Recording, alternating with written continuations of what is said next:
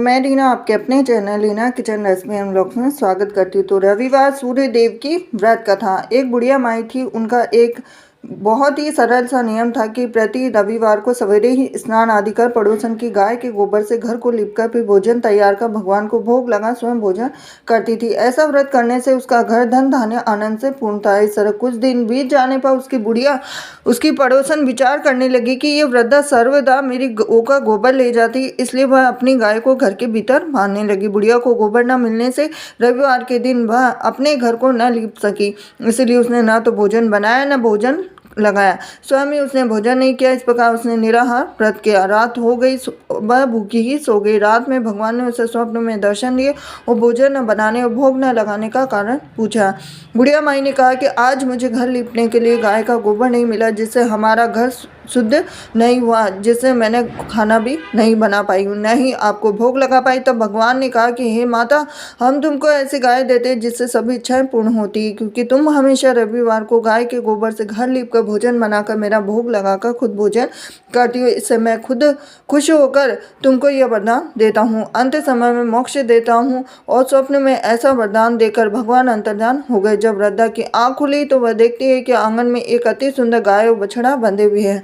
वह गाय और बछड़े को देखकर अत्यंत प्रसन्न हुए और उनको घर के बाहर बांध दिया, वहीं खाने का चारा डाल दिया। जब उसके पड़ोसन ने बुढ़िया के घर के बाहर एक अति सुंदर गाय और बछड़े को देखा तो द्वेष के कारण उसका हृदय जल उठा।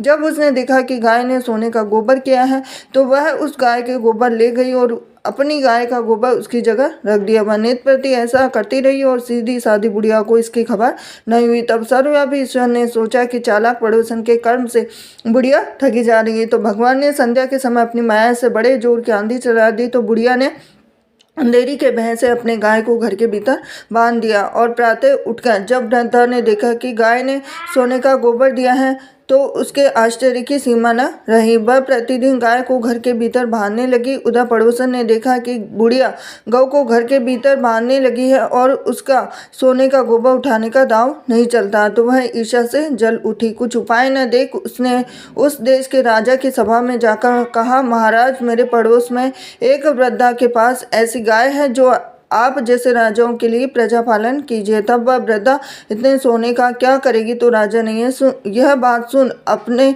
दूतों को वृद्धा के घर से गाय लाने की आज्ञा दी। वृद्धा प्रातः ईश्वर का भोग लगा भोजन ग्रहण करने ही जा रही थी कि राजा के कर्मचारी गाय खोलकर ले गए। वृद्धा काफी रोई चिल्लाई, किंतु कर्मचारियों के समक्ष कोई क्या कहता। तब उस दिन वृद्धा गाय के वियोग में भोजन न खा सकी और रात भर रो रोकर ईश्वर से गाय को पुनः पाने के लिए प्रार्थना करती रही। उधर राजा गाय को देखकर बहुत प्रसन्न हुआ, लेकिन सुबह जैसे ही उठा तो सारा महल गोबर से भरा दिखाई देने लगा। तो राजा ये देखकर घबरा गया। भगवान ने रात में राजा से स्वप्न में कहा कि हे राजा, गाय वृद्धा को लौटाने में ही तेरा भला है। उसके रविवार के व्रत से प्रसन्न होकर मैंने उसे गाय दी थी। प्रातः होते ही राजा ने वृद्धा को बुलाकर बहुत से धन के साथ सम्मान सहित गाय व बछड़ा लौटा दिया।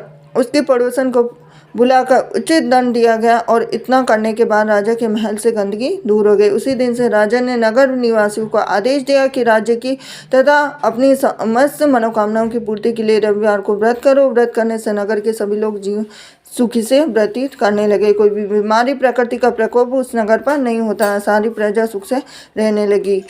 तो ये थी रविवार की व्रत का। वीडियो पसंद आया तो वीडियो को लाइक करें, चैनल सब्सक्राइब करें, बेल आइकन प्रेस करें। हरे कृष्णा।